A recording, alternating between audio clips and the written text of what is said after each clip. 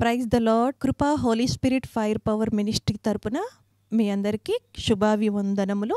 దైవజనుడు గాడ్సన్ గారు దైవ సందేశమును అందించు ఉండగా మీరందరూ విని ఎంతగానో బలపడాలని, ఆత్మీయ మేలులు ఆశీర్వాదాలు పొందుకోవాలని మన ప్రభువుడైన రక్షకుడైన యేసుక్రీస్తు వారి పేరట మేము ప్రార్థిస్తూ ఉన్నాము. Praise the Lord. God bless you to all. జ్ఞాపకం చేసుకుందాం. ఈ మాట చూడండి, 1 పేతురు 2:21.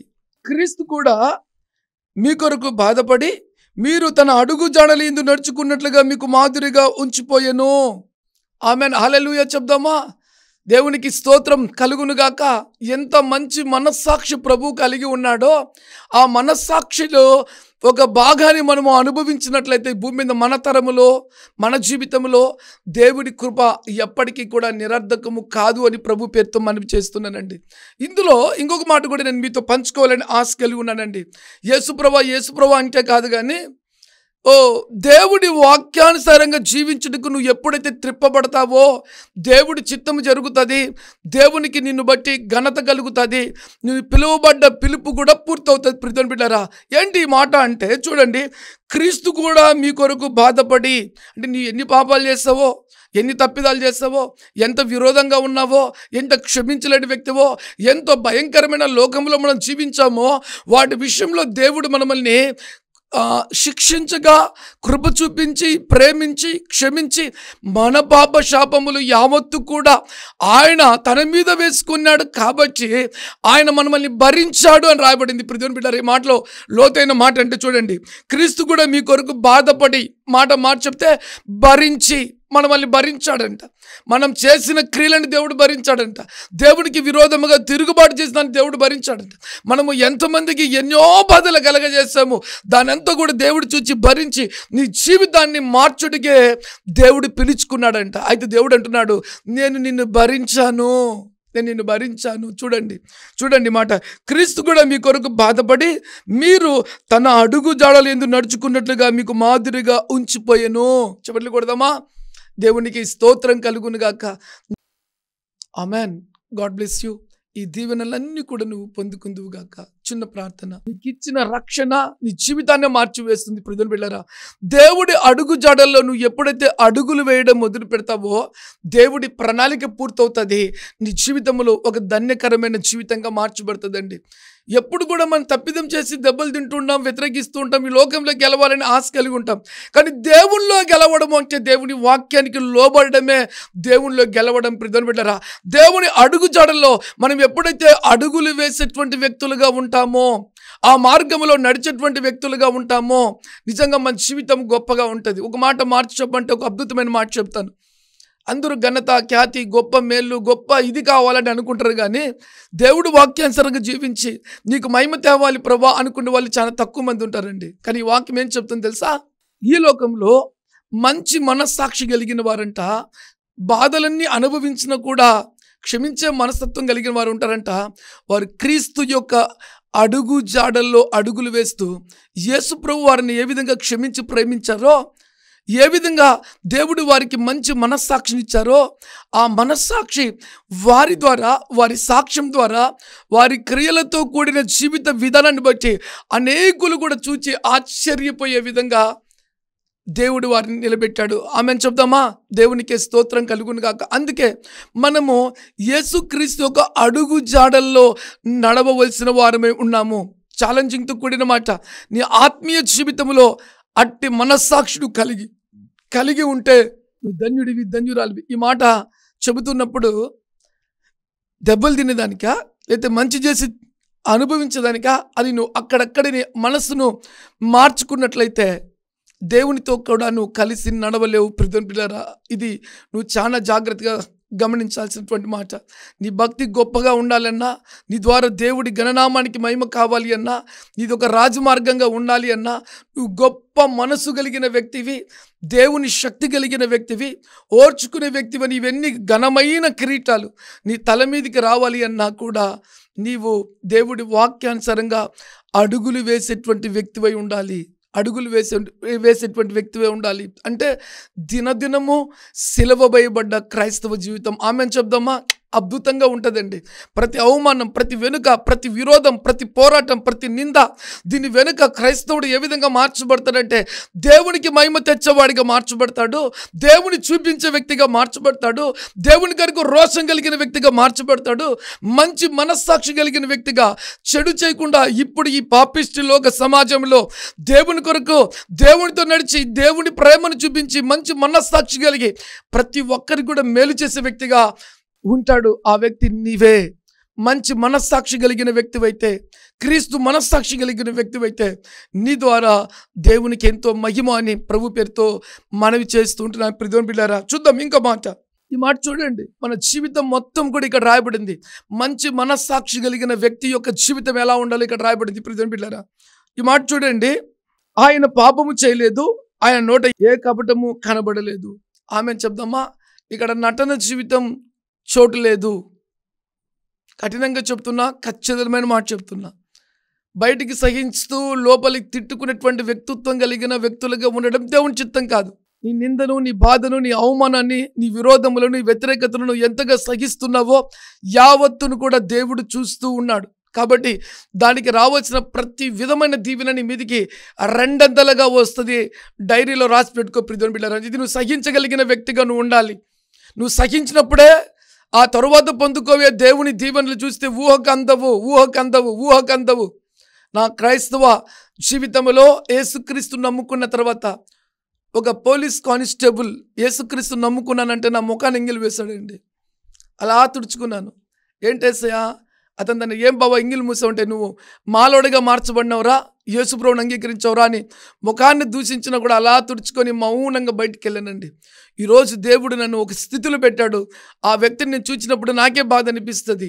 రీసెంట్గా ఒకసారి కనిపించినప్పుడు నాకే బాధ అనిపించింది. నా జీవితంలో ఎన్నెన్నో పరిస్థితులు మామ, నేను ఎట్టిపోతూ నాకే తెలియడం లేదు. నిజంగా నువ్వు ఎంచుకున్న మార్గం చాలా గొప్పది, దేవుడి కృప నీతో ఉందని అన్యులతో దేవుడి నామం మహిమపరచబడింది. ఒక ఛాలెంజింగ్తో కూడిన మాట చెప్తున్నానండి. ఈరోజు నువ్వు ఆయన మార్గములో సహించి సంపూర్ణంగా నిన్ను దేవునికి అప్పగించుకుని అడుగులు వేయడం మొదలుపెట్టినట్లయితే ఆ తర్వాత పొందుకోయే దీవెనలు నీ జీవితంలో ప్రపంచంలో ఎవరు అమ్మ, నాన్న, బంధువులు ఆస్తులు ఇస్తారేమో కానీ అనుభవంతో కూడిన క్రీస్తు నడిచే జీవితము నువ్వు జీవిస్తేనే పొందుకుంటావు, జీవించుకుంటే పొందుకోలేవు. అద్భుతమైన మాట. నువ్వు జీవిస్తేనే పొందుకుంటావు, జీవించకపోతే పొందుకోలేవు. ఓర్పు కలిగిన వ్యక్తి, సహనం కలిగిన వ్యక్తి, క్షమాపణ కలిగిన వ్యక్తి, ప్రేమ కలిగిన వ్యక్తి, యేసు నమ్ముకున్నాడు కాబట్టి సిలువ వేయబడ్డాడు అతను అనేటువంటి గొప్ప గొప్ప ఘనత గల, ఖ్యాతి గల కిరీటాలు నీ తల మీదికి రావాలి అంటే నువ్వు యేసుతో నడిచే అనుభవం కలిగినటువంటి వ్యక్తిగా ఉండాలి. లోపల సనుక్కుండే వ్యక్తిగా ఉండకూడదు, గొనుక్కుండే వ్యక్తిగా ఉండకూడదు.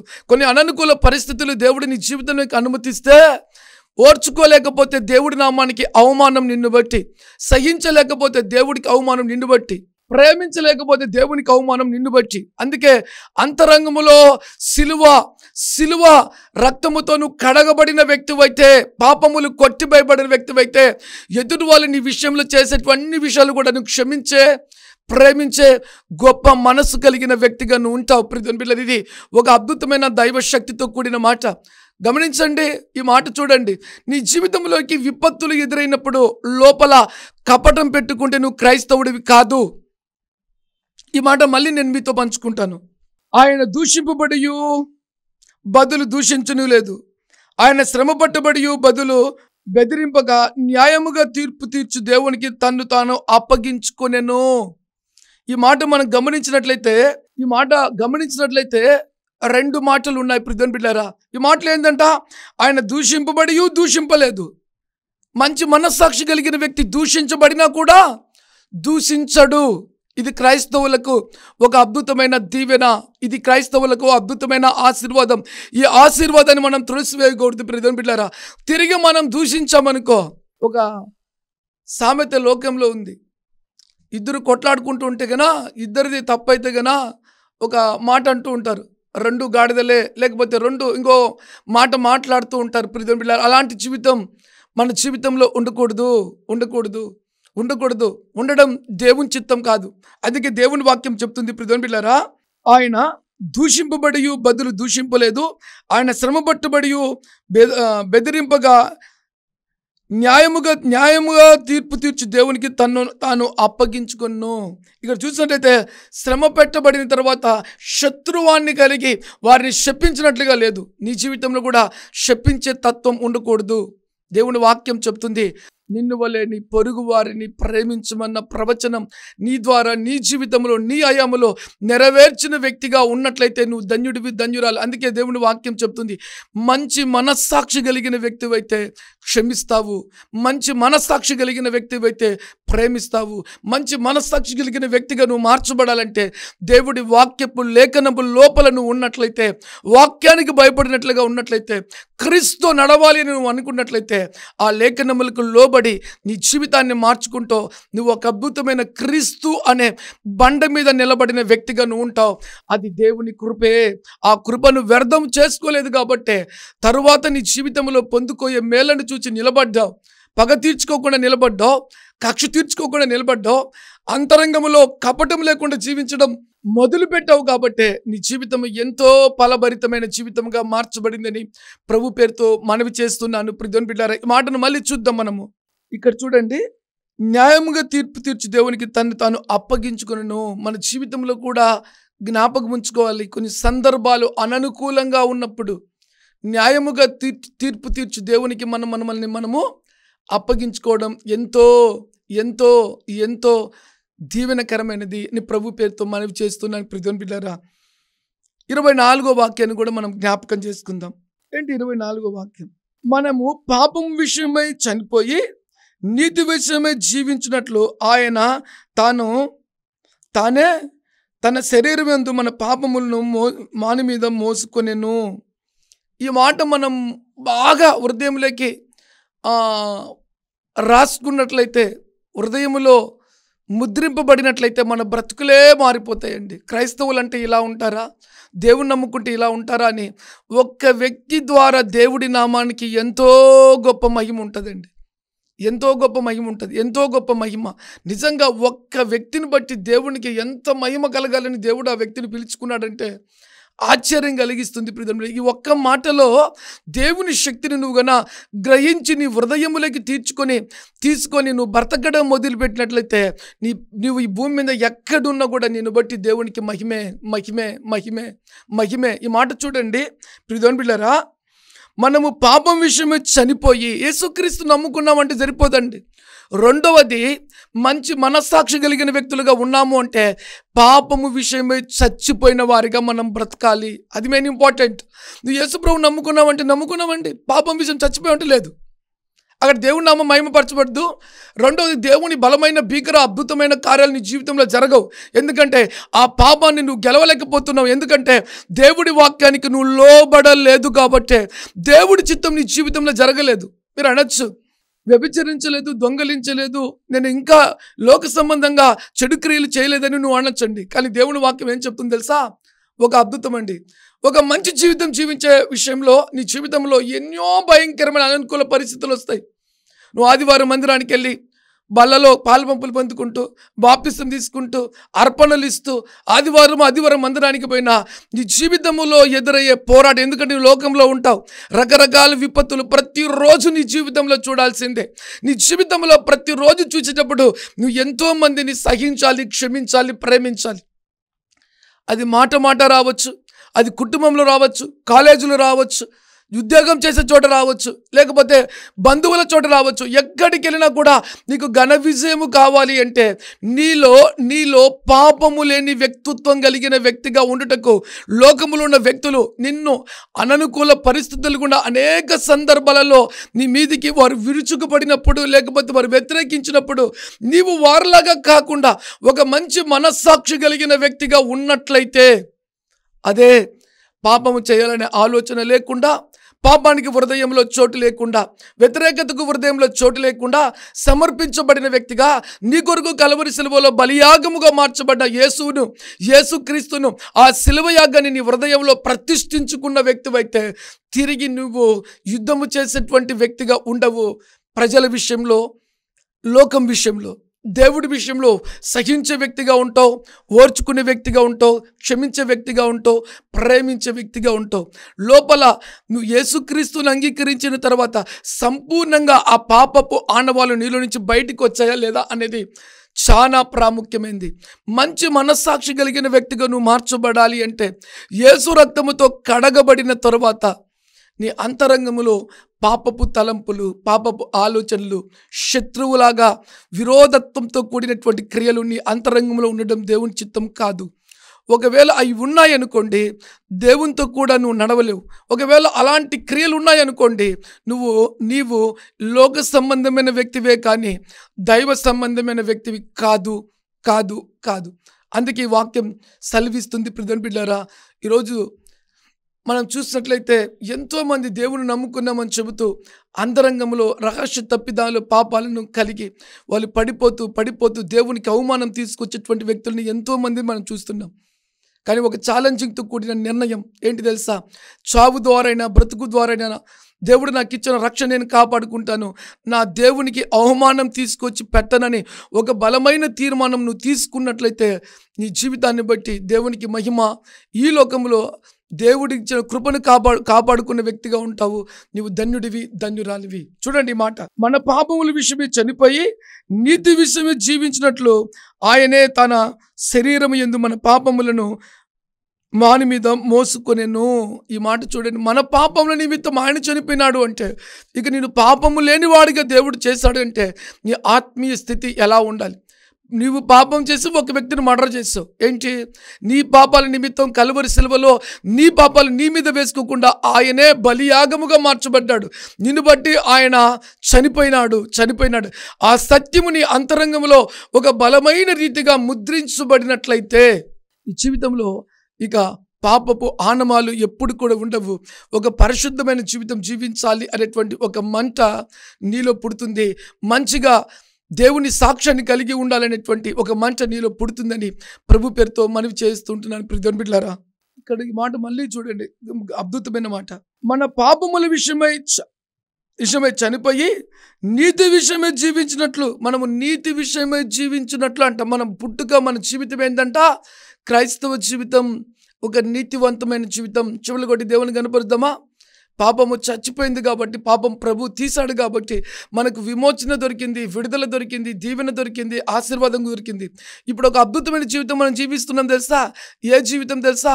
నీతివంతమైన జీవితం. మంచి మనస్సాక్షి కలిగిన వాళ్ళు నీతివంతమైన జీవితం జీవిస్తారు. మనం ఆదికాండంలో మనం ఒకసారి జ్ఞాపకం చేసుకున్నట్లయితే యోసేపును తన సొంత అన్నలే కక్షతో పగతో కొట్టి అమ్మివేసినప్పుడు దేవుడు ఆ వ్యక్తిని యోసేపును ఉన్నతమైన రాజుగా పెట్టినప్పుడు అన్నల మీద కసి తీర్చుకోలేదు, పగ తీర్చుకోలేదు, క్షమించాడు, ప్రేమించాడు, ఎంతగానో బాధపడ్డాడు.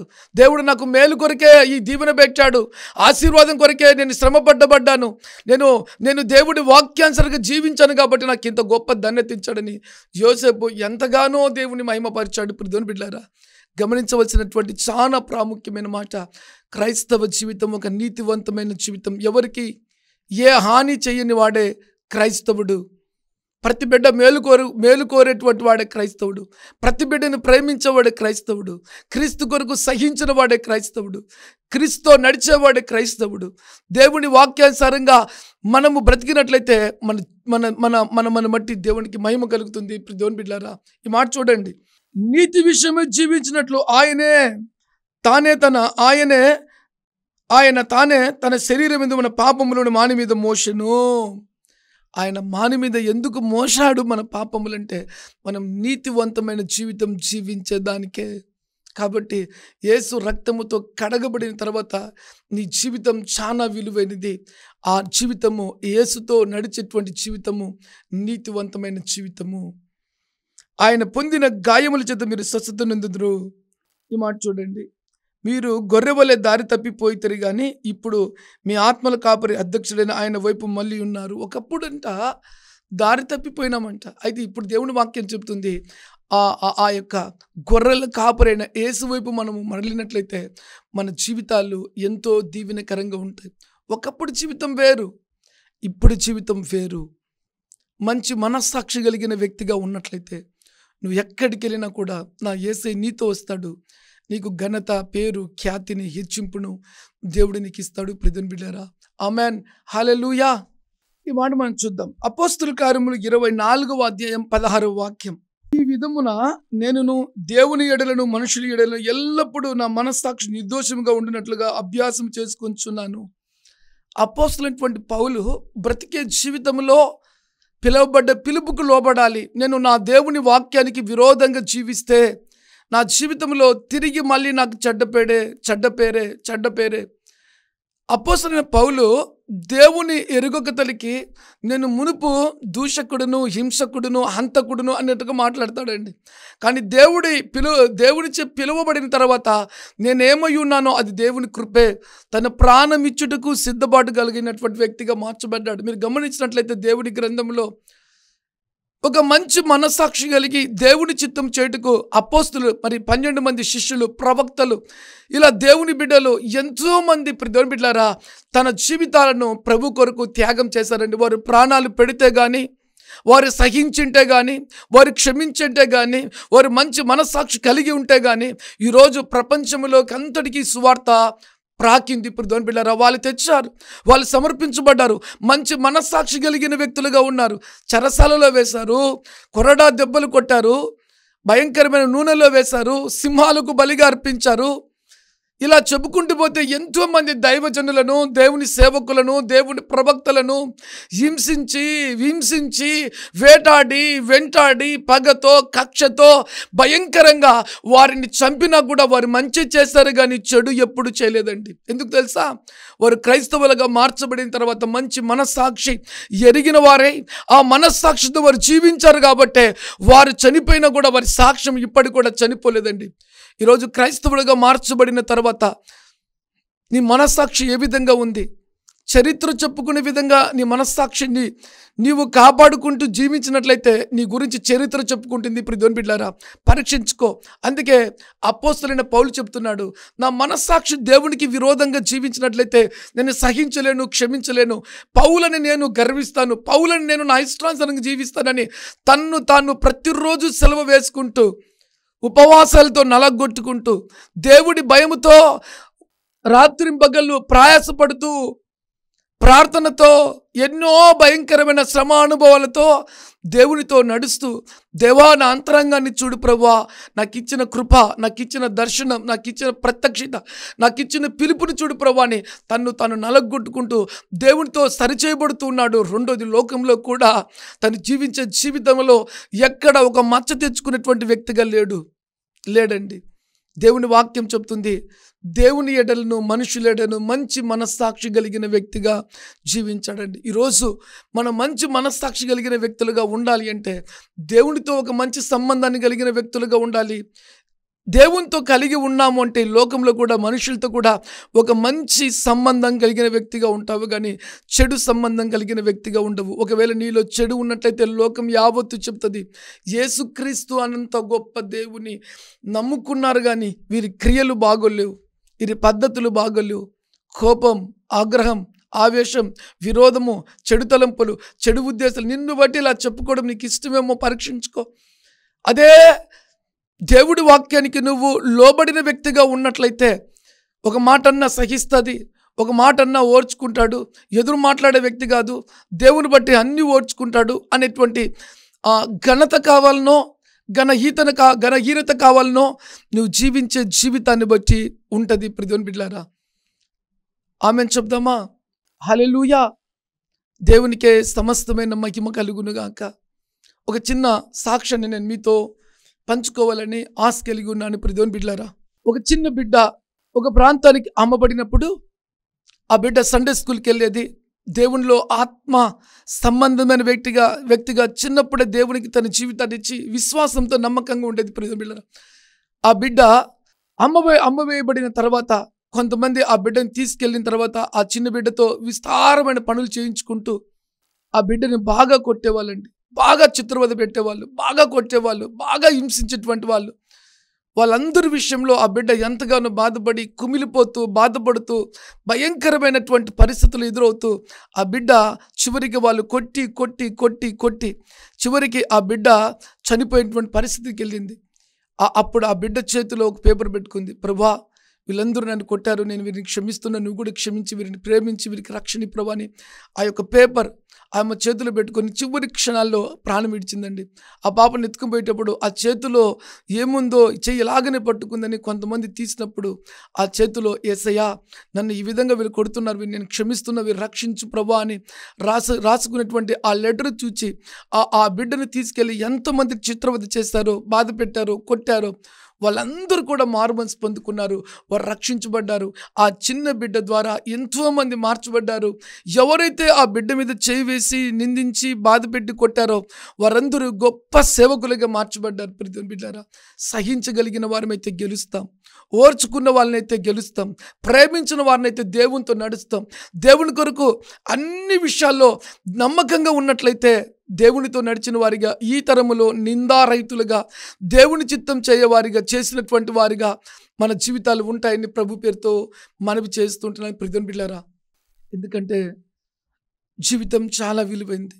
ఈ భయంకరమైన జీవితంలో ఎన్నో భయంకరమైన విపత్తులు ప్రతి దినము జరుగుతూ ఉంటాయి. ప్రతి దినము మనం ఎదుర్కొంటూ ఉండాలి. అనుకోలేని శ్రమలు వస్తాయి, శోధనలు వస్తాయి, ఇరుకులు వస్తాయి, ఇబ్బందులు వస్తాయి, వేదనలు వస్తాయి. వాటన్నిటి నుంచి జయము కాదు ఘన విజయం ఇచ్చేది దేవుడే. ఎందుకంటే నీ జీవితాన్ని దేవుడికి అప్పగించావు కాబట్టి దేవుడి నామం నీ ద్వారా మహిమపరచబడుతుంది. దేవుడితో నువ్వు నడిచే వ్యక్తిగా ఉంటావు. నీ జీవితంలో ఊహించని మేలు పొందుకుంటావు. ప్రియమైన బిడ్డలారా, అయితే దేవుని వాక్యం చెప్తుంది, మంచి మనస్సాక్షి కలిగిన వ్యక్తులుగా మనం ఉంటే ఈ లోకంలో మంచి చేస్తాము. రెండోది, ఎన్ని భయంకరమైన విపత్తులు వచ్చినా వాళ్ళందరూ కూడా నిన్ను పరీక్షించిన తర్వాత నీ నుంచి మంచి పొందుకున్న తర్వాత వాళ్ళే నీ గురించి చెప్పేటువంటి వారిగా ఉంటారు. మూడోది, మంచి మనస్సాక్షి కలిగిన వారు దేవుని సంబంధులు. నాలుగవది, మంచి మనస్సాక్షి కలిగి ఉంటే పరలోక సంబంధమైన వ్యక్తిగా నువ్వు ఉంటావు.